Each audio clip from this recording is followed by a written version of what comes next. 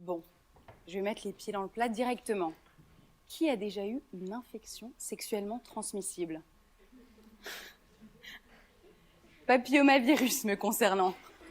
Sympa, un petit papillon. Je vois pas très bien. Monsieur a l'air gêné. Ah oui, c'est le sujet du talk. Bon, dans cette salle, nous sommes 100. 8 femmes sur 10 vont le rencontrer au moins une fois dans leur vie. Et 99% des cancers du col de l'utérus en sont issus. Alors messieurs, vous n'êtes pas en reste. Vous, c'est 1 sur 3. Vous êtes très certainement des porteurs sains et vous ne le savez pas. Alors c'est sûr, c'est assez tabou tout de même. Je m'attendais pas à vous voir tous lever la main. D'ailleurs, messieurs, dames, je baisse la voix. On pourrait nous entendre. Ces jeunes femmes seraient-elles en train de nous parler d'utérus, de vagin, d'anus? Pourquoi est-ce qu'on chuchote d'ailleurs? Pourquoi est-ce qu'il y a encore des tabous? Dès lors qu'il est question d'intimité, vous avez remarqué, c'est entouré d'un voile de pudeur, de gêne, de honte. Alors je vous le dis, haut et fort, il est temps de briser ces tabous. Et d'ailleurs, c'est pour ça que j'ai accepté d'être ici, pour libérer la parole. Libérer la parole, c'est ce qui m'anime, parce que justement, j'ai pas été capable de le faire.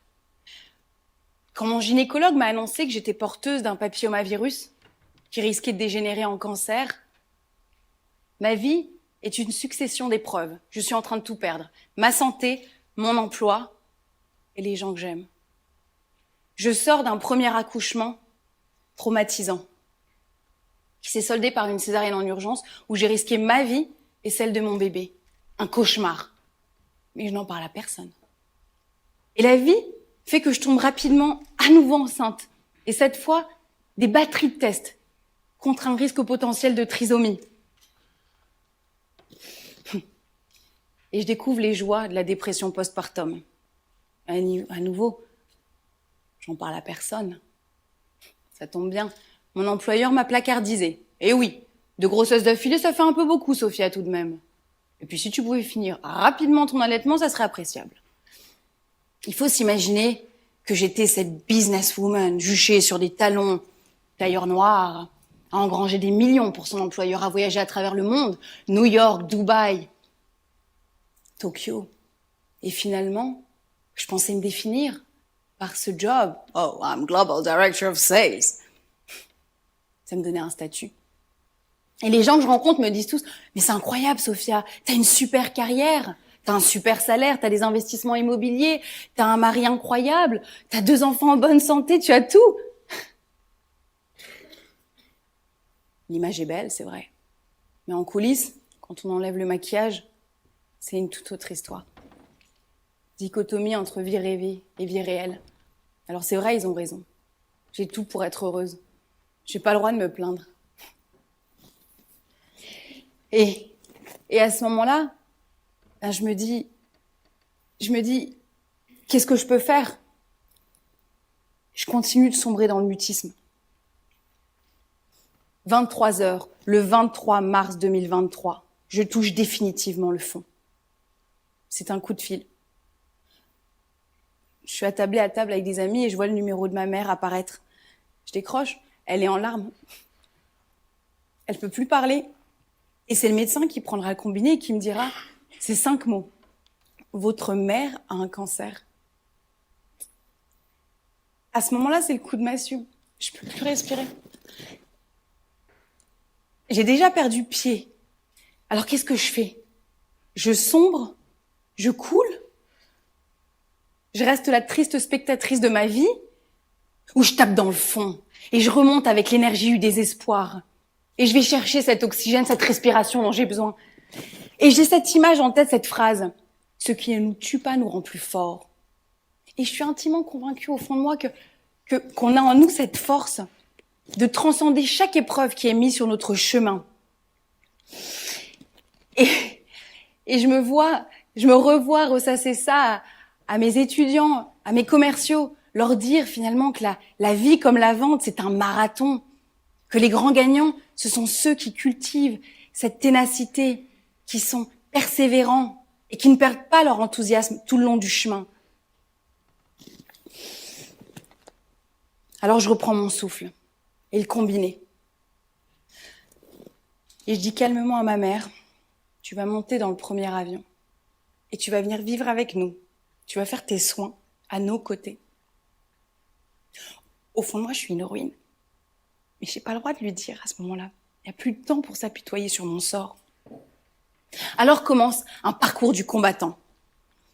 Je cherche à nous entourer de la meilleure équipe. Oncologues, chirurgiens, pharmaciens, infirmiers, acupuncture, radiologues, soins du cœur, du corps, perruques. Je vois tout ça comme un gigantesque business plan, avec un seul objectif, la vie. Cette expérience me permet de rencontrer de nombreuses autres femmes, avec qui nous commençons à libérer la parole. Ah oui, je l'accompagne dans les chimios, je lui tiens sa bassine et son agenda. Et ces femmes-là me parlent d'autre chose que simplement de cancer et de papillomavirus. J'entends parler d'autres mots, d'endométriose, de problèmes de fertilité, d'hyspareunie, douleurs lors des rapports sexuels, de vie jalonnée de douleurs chroniques. Elles ont toute une bataille dans l'intimité et je les vois toutes ces combattantes au visage multiple, mais à la peine bien commune. Et à ce moment-là, quand je les vois, elles m'inspirent une communauté, un nom, House of Freya, à l'image de cette divinité nordique. House of, viens ma sœur, pose ton bagage, ton genou à terre, tu n'es plus seule. Freya, déesse de la fertilité, mais aussi et surtout déesse de la guerre, car nous menons tout un combat dans l'ombre. Voici certaines de leurs histoires. Marina vient d'appeler son manager. Elle doit poser cette journée en urgence. Elle est dans son lit, en train de se tordre de douleur. Elle est en train de faire une fausse couche. Demain, elle retournera au bureau, enfilera son tailleur et son plus beau sourire. Et n'en dira mot à personne. Porteuse d'une IST, Lise se sent coupable. Elle n'a plus aucune libido. Ça fait 5 ans qu'elle n'a pas eu un rapport sexuel. Lisa, elle, victime d'endométriose sévère, reçoit un coup de fil de sa clinique qui lui dit qu'il lui reste un embryon, un tout petit précieux embryon. Cet embryon, c'est sa dernière chance pour réaliser sa PMA, sa procréation médicalement assistée, la 4e. Marie, enceinte de 8 mois, va réaliser son échographie. Il n'y a aucun bruit. Le cœur de son bébé s'est arrêté et demain, elle devra accoucher en voix basse d'un bébé mort-né. Enfin, je pense à cette amie avec qui je suis en froid et nous l'appellerons Ariel. Mais si elle nous écoute un jour, j'aimerais qu'elle sache que je l'aime et que son histoire m'aime encore. Je l'ai retrouvée chez elle et elle tenait ce bout de papier à la main. Et elle l'avait reçu par erreur de la part de son laboratoire qui devait l'envoyer à sa gynécologue, mais lui envoyer à elle. Ça faisait plusieurs mois qu'elle avait des règles irrégulières et sa gynécologue avait proposé de réaliser une analyse poussée. Et il a écrit ces mots. Elle me demande si je les comprends bien. Ménopause précoce. Et j'oublierai jamais ces mots. Elle me dit, dans moins d'1 mois, Sophia, je vais réaliser mon 30e anniversaire. Quel homme voudrait faire sa vie avec une fille qui a des ovaires secs? Alors, ces événements, c'est une liste non exhaustive de ce que les femmes vivent dans le silence. On pourrait croire que le dénominateur commun, c'est d'avoir un utérus. Non. Le dénominateur commun, c'est la traversée de l'épreuve en solitaire. Et ce n'est pas l'apanage des femmes. L'adversité ne discrimine pas. Regardez autour de vous. Si vous êtes vivant, vous avez vous aussi, à un moment ou un autre, vécu une histoire difficile. Alors pourquoi n'en parlons-nous pas? Parce que pour transformer l'épreuve en force, il est essentiel de briser le silence. Parce qu'en libérant la parole, on met un mot sur le mal et on commence le chemin de guérison. On l'exprime, c'est-à-dire qu'on le sort littéralement de soi. Pour certains, ça sera un ennemi bien identifié, qu'on souhaiterait terrasser. Et je pense à ma mère, qui me dit « Mon cancer, c'est mon ennemi. C'est lui ou moi, et je vais gagner. » Et pour d'autres, qui sont victimes de maladies chroniques comme l'endométriose, elles vont apprendre à vivre avec. Et je pense à cette jeune femme qui me disait « Je le vois comme un membre de ma famille embarrassant. Je ne l'ai pas choisi. Il me gêne. Je n'ai pas trop envie de le voir. Mais il me fait réaliser que je suis spéciale. Et qu'il est temps que je prenne soin de moi. » En libérant la parole, on fédère autour de soi une communauté. Réfléchissez bien. Étiez-vous vraiment seul dans les moments les plus difficiles de votre vie? Ou y avait-il quelqu'un? On est tous l'accompagné et l'accompagnant de quelqu'un. À commencer par soi-même. Parce que si ça reste enfoui en nous, comment est-ce qu'on peut permettre à notre conjoint de nous accompagner? À notre médecin de trouver la thérapie adaptée? À nos proches de comprendre pourquoi on a changé? À notre employeur d'aménager notre calendrier? Alors je vous dis de libérer la parole au travail. La vérité, c'est que j'ai pas été capable de le faire moi-même. D'ailleurs, mes collègues le découvriront certainement aujourd'hui. Et je me dis avec du recul que si j'avais su libérer la parole, peut-être que mon employeur aurait su m'accompagner et me garder motivée au sein de ses troupes. Et c'est un véritable enjeu que les RH et les managers soient formés à accompagner les collaborateurs au travers de l'épreuve. Parce que non seulement ils augmenteront la rétention de leurs talents, mais également leur investissement. En libérant la parole, on éduque son entourage et toute la société sur des pathologies dont personne ne parle. Alors, on pourrait croire que finalement les problèmes de santé féminine, c'est un problème de femmes, on en parle entre nous dans notre sororité. Non! Il est essentiel d'inclure tout le monde, de tous les âges et tous les sexes, à commencer par les hommes. Ils doivent être éduqués et encouragés. Messieurs, nous avons besoin de vous. Nous pouvons être vos femmes, vos sœurs, vos filles, vos mères. Nous avons besoin de vous parce que vous êtes nos épaules sur lesquelles on peut se reposer quand le combat est si difficile. En libérant la parole, enfin, on inspirera peut-être une personne qui vit la même épreuve que nous, mais qui n'ose pas en parler. Alors voilà, je vous exhorte à libérer la parole, parce que seul, on est invisible, mais ensemble, on est invincible. Et n'oubliez pas que nous restons maîtres de ce que nous souhaitons dire. À vous de placer le curseur où vous souhaitez. En préparant Stadix, je pensais vous dire que la traversée de l'épreuve vous rend plus fort. Mais la vérité, c'est que c'est tout l'inverse, elle vous rend plus sensible. Sensible à soi, sensible aux autres, sensible à notre finitude et à celle des gens qu'on aime. Et c'est peut-être là la vraie force, de célébrer cette vie qui nous est donnée. C'est quand on est brisé qu'on a l'occasion de briller d'un nouvel éclat. Vous voyez ce vase?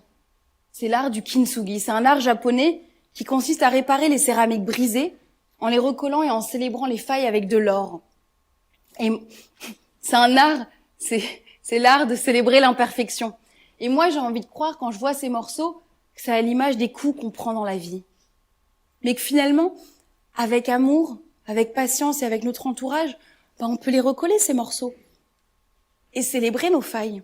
Et réaliser que notre vase, il y a notre image, il est plus beau qu'avant, il est plus fort qu'avant, il est unique. Il n'y en a pas deux qui ont ces failles-là. Valorisez votre histoire. N'oubliez pas, il n'y a que les fêlés qui laissent passer la lumière. Alors voilà, mes amis, la résilience, c'est ça. C'est transformer le plomb en or. C'est faire en sorte que chaque épreuve devienne une pierre précieuse sur le chemin de notre vie. C'est se relever à chaque fois qu'on tombe, avec la certitude d'être plus fort, pas à pas. Pour ma mère, c'est une cicatrice de 65 cm, du pubis au sternum. 65 cm, sur ce ventre précieux qui a porté la vie, ce calice. 65 cm de couture dorée à leur fin, qui va se patiner avec les années qui lui sont offertes et le cadeau de sa deuxième vie qui commence. Me concernant, j'ai décidé de prendre soin de moi et de booster mon système immunitaire pour éradiquer naturellement ce papillomavirus. Aujourd'hui, je ne suis plus porteuse. Et j'ai décidé de monter une marque de compléments alimentaires pour accompagner naturellement les femmes durant toutes les étapes de leur vie. Mais il y a 1 an, je faisais un tableau de visualisation et j'avais mis en photo une femme qui faisait un TEDx. Et aujourd'hui, on est le 14 octobre, jour de mon anniversaire, à Lyon, ville des Lumières. Et je suis avec vous sur scène. Alors j'ai envie de croire qu'il n'y a pas d'hasard. Si vous entendez ces mots, c'est qu'ils vous sont destinés. Et la vie, quand la vie va vous mettre à l'épreuve, parce que elle va le faire. Rappelez-vous que vous avez vous aussi en vous cette lumière, cette force, cette puissance, cette capacité de passer du statut de spectateur à acteur en libérant la parole. Et que c'est pour vous l'opportunité de vous réinventer, mais surtout de devenir le héros de votre propre histoire.